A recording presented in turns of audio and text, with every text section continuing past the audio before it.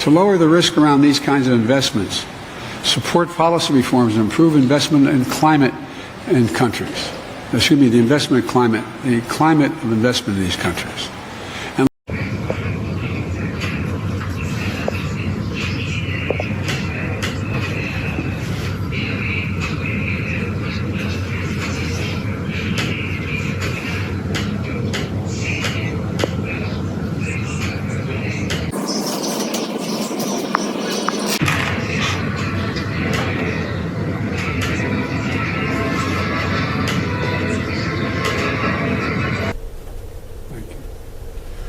Thank you all very much. Mr. President, are you disappointed in the boycott? Mr. President, are you disappointed in the boycott? Thank you. Every time I'd walk out of my grandpa Finnegan's house, he'd say, "Joey, keep the faith." And my grandmother would, "No, Joey, spread it. Spread the faith." Thank you. Appreciate it.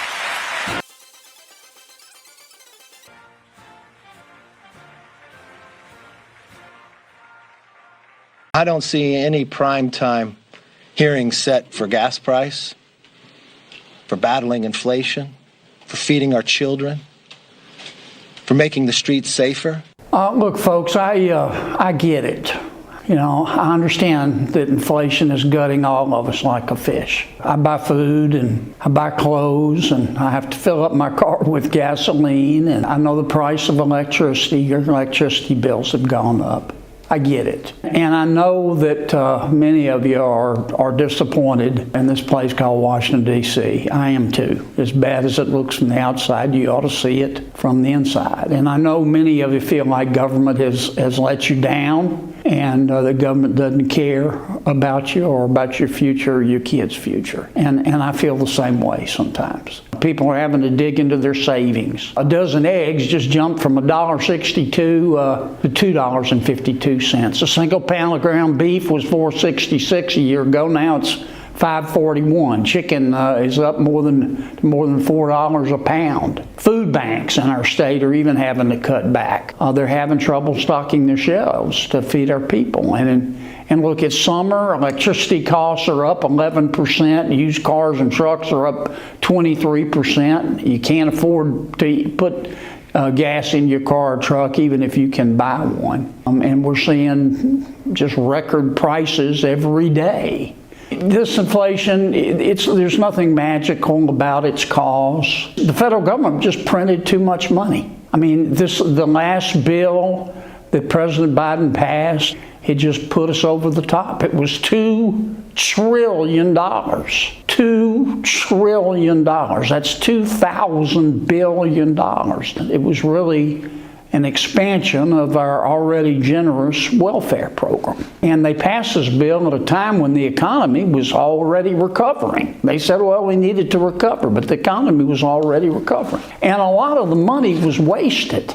They built a $28.5 million apartment complex in Seattle, Washington for the homeless, with views of the Space Needle in Washington. In Rhode Island, they spent $53,000 remodeling a city hall and buying ergonomic chairs.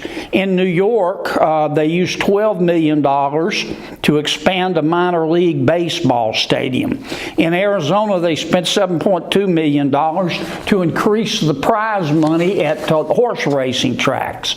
We can get this inflation under control, but we've got to do two things. Number one, we've got to stop spending money we don't have, and we've got to stop printing it. We've got to do what you do every day and live within your budget. And number two, the president has just got to get his boot off the throat of the oil and gas industry. Oil and gas prices are not going to come down as long as we're having to buy oil from foreign countries at these inflated prices. Oil and gasoline are not going to come down until we go back to producing our own. It's just that simple. And we can get there if the Biden administration will stop its war on the oil and gas community. Did they give any reason why they shut down those 2,000 leases in Wyoming? Oh, they want to do more environmental studies. They want to talk about that. They've gone after 2,000 there. It's over 4,000 across the Rocky Mountain West. So I don't know if the president isn't being informed. But look, his Secretary of Energy, his Secretary of Transportation, they say you don't like high gas prices, just go buy an electric car. Yeah. I mean, the fact that they're costing over $50,000 on average for an electric car, families cannot afford that. They can't even afford to put food on the table under this Joe Biden inflationary economy with 40-year high inflation. This is a president who is out of touch with the American people and tone deaf to the pain that he is causing people all across this country.